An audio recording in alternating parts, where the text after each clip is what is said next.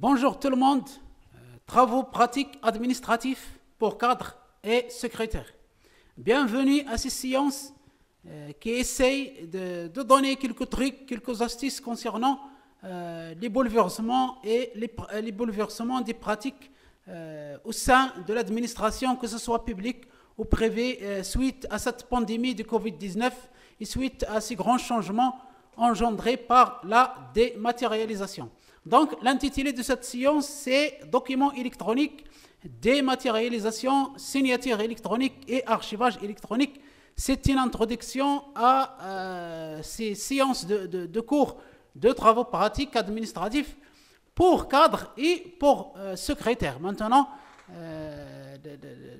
le métier de cadre et le métier de secrétaire sont en pleine mutation, sont en plein changement profond à cause de cette dématérialisation engendrée par la pandémie Covid-19 dans le monde entier. Ce n'est pas seulement le monde développé, c'est-à-dire les États-Unis, l'Europe et certains pays de l'Asie qui sont concernés, mais désormais tous les pays sont concernés, y compris mon pays qui est le Maroc. Donc, nous sommes tous concernés par la dématérialisation et nous allons essayer de discuter un peu de certaines problématiques, faire aussi beaucoup de travaux pratiques administratifs concernant les travaux de gestion, les travaux de secrétariat, la gestion des dossiers, le suivi, la production des courriers, la gestion des ressources humaines, la comptabilité, tout ça. Donc,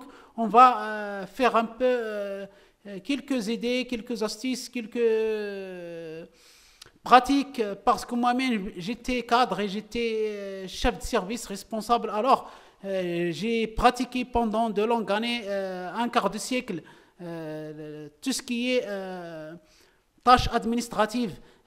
Avec l'ancien système, c'est-à-dire le système papier, le système manuel, et aussi au cours de la transformation, c'est-à-dire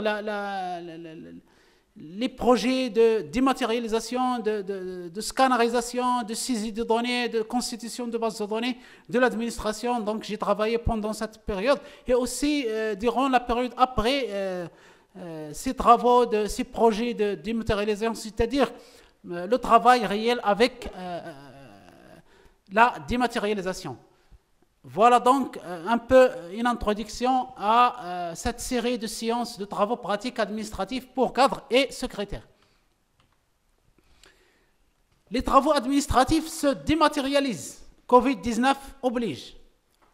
On utilise désormais le papier de moins en moins dans l'administration, que ce soit dans le secteur public ou privé. Donc c'est la même chose, que vous êtes employé dans une administration publique ou employé dans une entreprise privée, que vous soyez un responsable administratif public ou gérant d'une société privée, vous êtes concerné par la dématérialisation qui est tout simplement l'utilisation de zéro papier.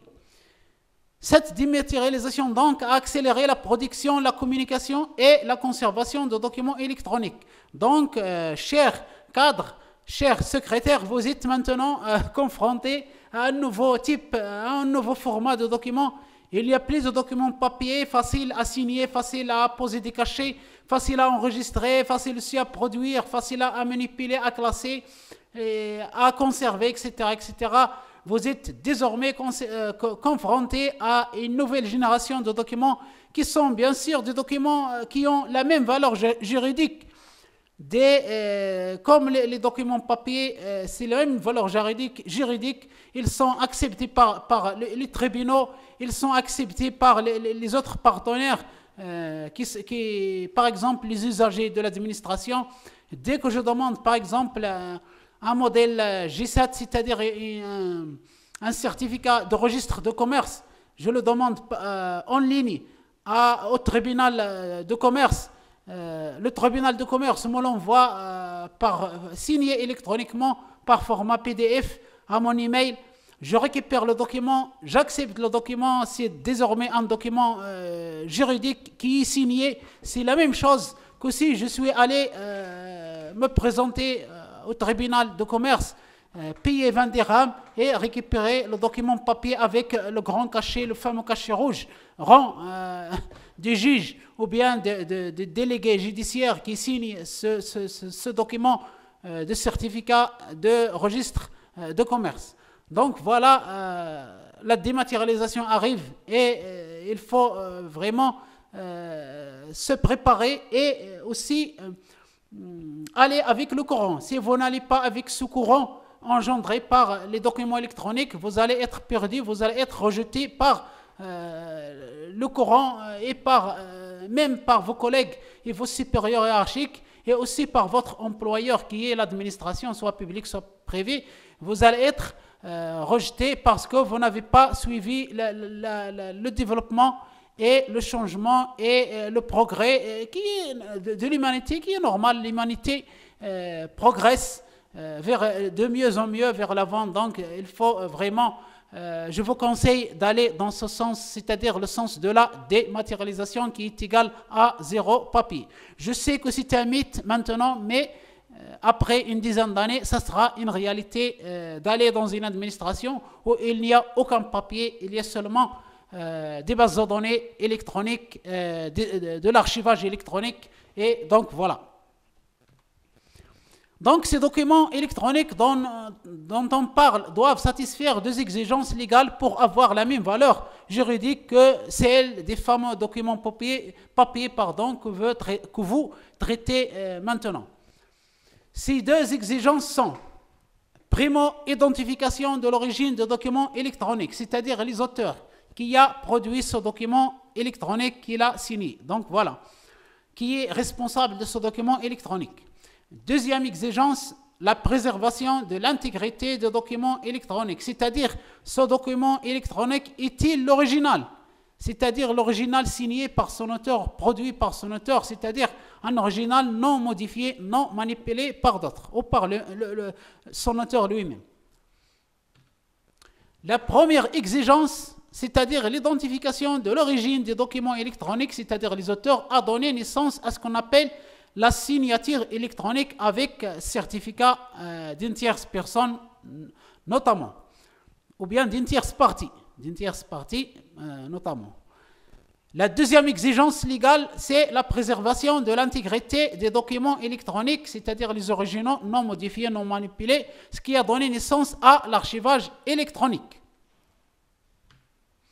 La signature électronique est un procédé cryptographique. Qui dit cryptographie dit écriture secrète, avec des codes, avec des certificats, avec des clés, tout ce que vous connaissez dans le domaine de la signature électronique informatique. Ce procédé est retenu pour garantir l'authenticité et l'intégrité d'un document numérique. Je vous donne un exemple de signature électronique. Les entreprises qui répondent à l'appel d'offres concernant les marchés publics doivent déposer des documents signés électroniquement dans le portail des marchés publics, marchéspublics.ma, voilà, de l'administration marocaine. Ces documents doivent être signés par une signature électronique dont le certificat doit être acheté chez une société filiale de Barid Al-Maghrib. Cette société, c'est elle qui vend les certificats, c'est-à-dire votre cachet pour apposer la signature électronique. Donc cette signature électronique est désormais devenue une réalité au Maroc et vous n'avez qu'à accéder au portail des marchés publics marocains.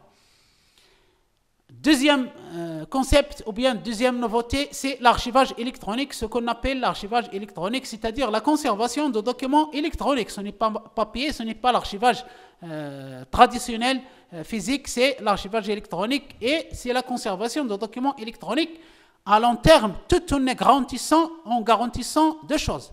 Leur intégrité, c'est-à-dire il ne faut pas que ça soit modifié, et aussi leur pérennisation, c'est-à-dire je sauvegarde un document ce format Word 2013, par exemple, dans 10 ans, je dois cliquer 2 fois sur ce document Word et je dois ouvrir ce document. Par exemple, donc voilà ce qu'on appelle la pérennisation, c'est-à-dire ce document reste toujours ouvrable et lisible par l'être humain.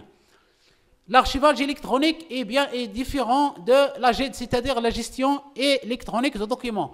La gestion électronique des documents est une chose et l'archivage électronique est une autre chose. Je sais bien de quoi je parle. J'ai un master en archivage informatique spécialisé délivré, un bac plus 5 délivré par une école supérieure dans l'enseignement public marocain.